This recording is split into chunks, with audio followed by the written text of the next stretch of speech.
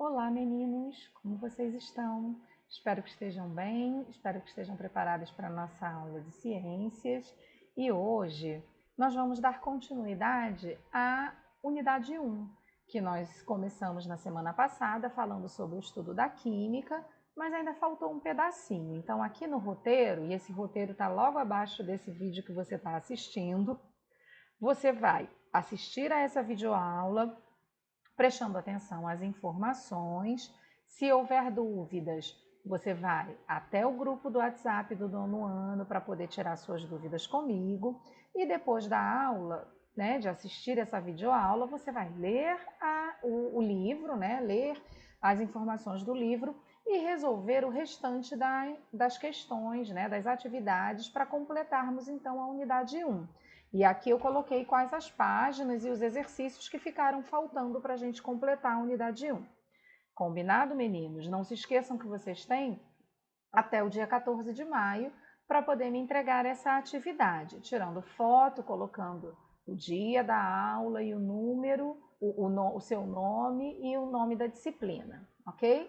Então vamos lá começar a atividade, a apresentação. Nós vamos dar continuidade, então, na unidade 1. Vamos dar continuidade pela parte que vai falar de energia. E o que é energia?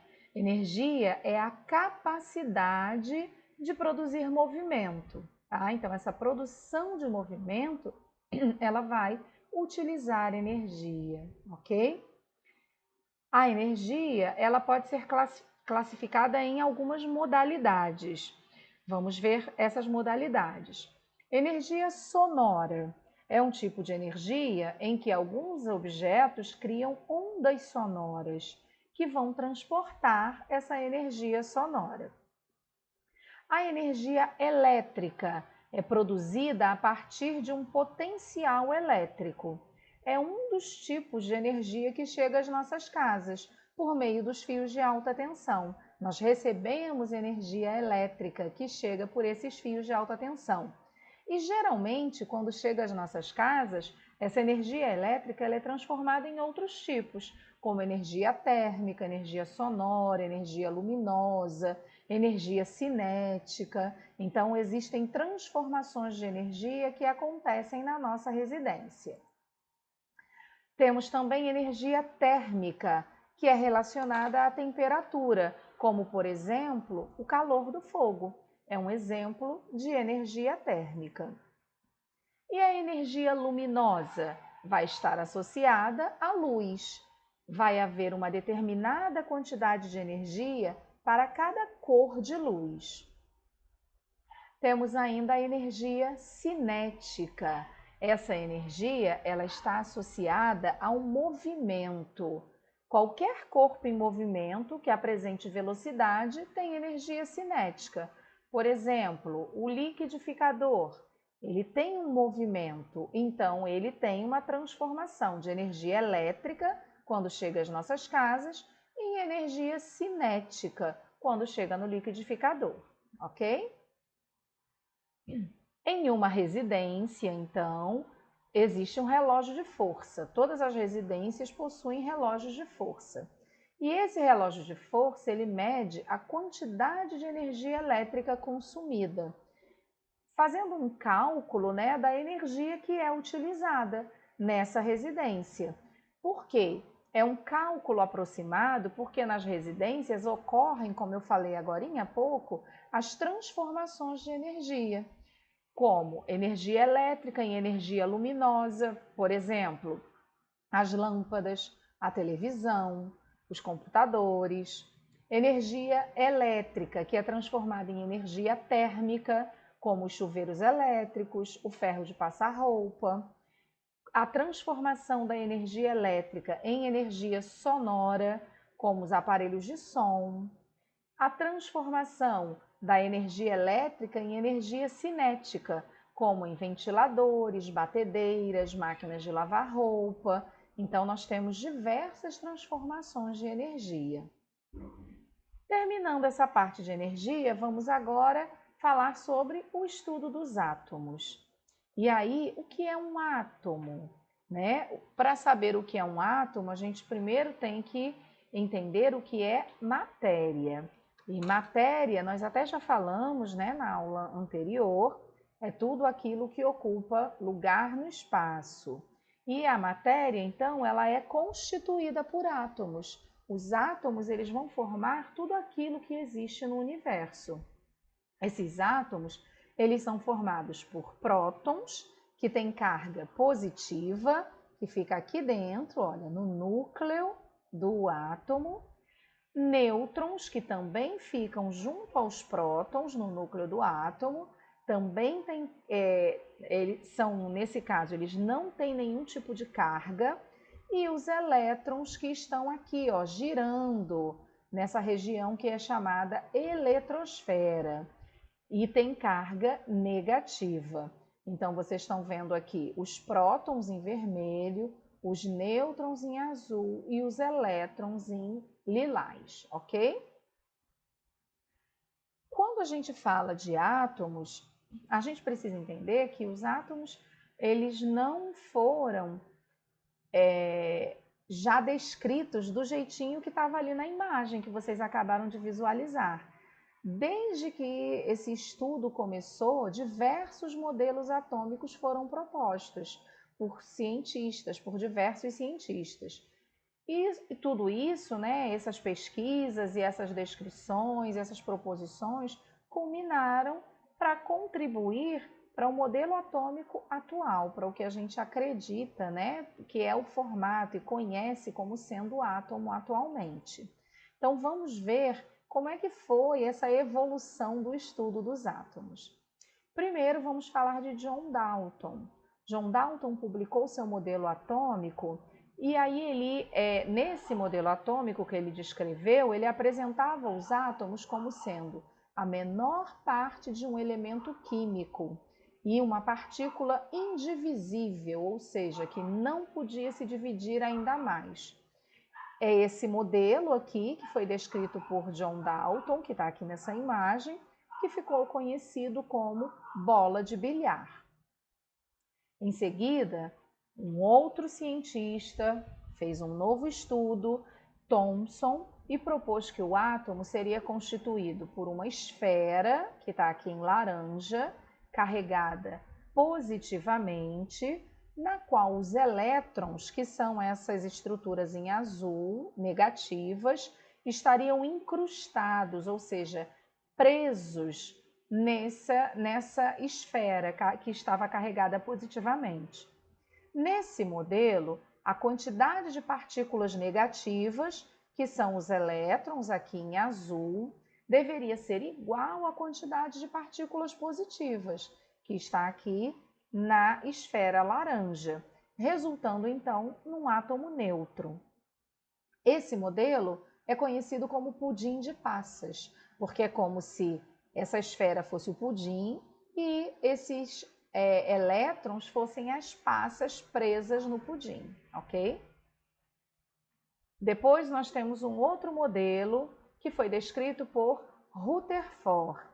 Rutherford concluiu que o átomo era constituído por um núcleo com carga positiva, que está aqui, esse núcleo do átomo, que tinha uma carga positiva e era minúsculo, se comparado com o volume total do átomo. Porém, esse núcleo era o responsável por praticamente toda a massa do átomo. E ao redor desse núcleo, aqui circulando, né, estavam os elétrons, que ocupavam praticamente todo o volume do átomo, num modelo que ficou conhecido como sistema solar ou modelo planetário, porque lembra o sistema solar. Depois, nós tivemos um outro cientista, Bohr, que propôs a existência de níveis de energia, onde cada elétron teria uma quantidade de energia particular, que o faria ocupar uma posição específica ao redor do núcleo atômico. Nesse modelo, cada elétron teria sua própria órbita, que é o que está mostrando aqui nessa imagem. Um elétron com a sua órbita e o outro com a sua órbita própria também. e cada elétron teria quantidade de energia determinadas. Quando absorve energia, um elétron então salta de um nível de menor energia para um outro nível de maior energia. E quando ele retorna para o nível menor, ele vai liberar essa energia em forma de luz. É o que acontece com, por exemplo, fogos de artifício e aqueles adesivos que a gente coloca no teto, na parede, que brilham no escuro. Esse modelo ele é chamado de Rutherford-Bohr, porque foi um modelo dessa união, né, da proposição de Rutherford com os estudos de Bohr. E atualmente? Atualmente, segundo os pesquisadores, os prótons, os nêutrons e os elétrons, eles não são considerados as menores partículas da matéria. Eles são compostos por partículas ainda menores, chamadas de quarks e leptons. E aí, os prótons e os nêutrons são formados por dois tipos de quarks e o elétron é um tipo de lepton. Para a gente concluir, nós vamos revisar algumas propriedades atômicas que nós já estudamos no caderno 1 nesse ano. Primeira, número atômico. O que é um número atômico? É o número de prótons que o átomo apresenta em seu núcleo, que a gente vai representar pela letra Z. E o número de massa? Aí já vai ser a soma do número de prótons com o número de nêutrons e vai ser representado pela letra A. Quando nós descrevemos, né, o elemento químico, o número de massa fica na parte superior e o número atômico na parte inferior do elemento. E nós temos também algumas semelhanças atômicas que também estudamos no caderno 1. Os átomos eles podem ser isótopos, e quando que eles são chamados isótopos? Quando apresentam o mesmo número de prótons. Se o número de prótons, que é o Z, né, fica aqui embaixo, olha lá, o hidrogênio, eu tenho aqui 3 tipos de hidrogênio e todos 3 têm um próton, então são átomos isótopos. Eu também tenho uma outra semelhança, onde os átomos podem ser isótonos, quando eles apresentam o mesmo número de nêutrons. E aí, como é que eu calculo isso?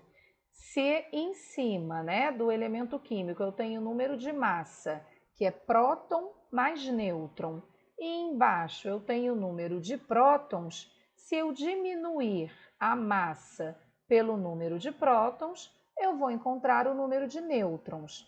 Então, aqui o boro ele tem 6 nêutrons e o berílio 6 nêutrons. Se tem o mesmo número de nêutrons, eu digo que esses dois átomos são isótonos. E os isóbaros são átomos que possuem o mesmo número de massa. Então, eu vou olhar para a parte de cima do elemento químico, né? Então, aqui eu tenho um elemento que tem massa igual a 50 e o outro elemento que tem massa igual a 50. Então, eu posso afirmar que esses elementos químicos são isóbaros. E o que são íons, que também nós já estudamos? São os átomos que têm capacidade de perder ou de ganhar elétrons, transformando-se então, quando perdem ou quando ganham elétrons, em espécies com um desequilíbrio elétrico. Esses íons, eles podem ser ânions ou cátions. Quando uma espécie recebe elétrons, ela está recebendo carga negativa. Então, ela se torna um íon negativo, que eu também posso chamar de ânion. E quando uma espécie perde elétrons, ela está deixando de ter cargas negativas, então ela vai ficar com mais cargas positivas, se tornando então um íon positivo ou um cátion. Aqui a gente tem um exemplo. O sódio, olha lá, ele perdeu um elétron para o flúor. Então, se ele deixou de ter um elétron, ele ficou com carga positiva. E se o flúor ganhou um elétron? Ficou com carga negativa. Então, nesse caso, o sódio é um cátion e o flúor um ânion. Meninos, por hoje é só. Eu espero que vocês tenham entendido. Agora, vocês vão fazer os exercícios para concluir a unidade 1. Havendo dúvidas, vão lá no grupo do 9º ano do WhatsApp para me chamar, para tirar as suas dúvidas. E não se esqueçam de entregar as tarefas. Nós já temos uma tarefa da semana passada, que deve ser entregue hoje, e essa de hoje até a próxima quinta. Combinado? Então, por hoje é só. Fiquem bem, fiquem em casa e até quinta-feira.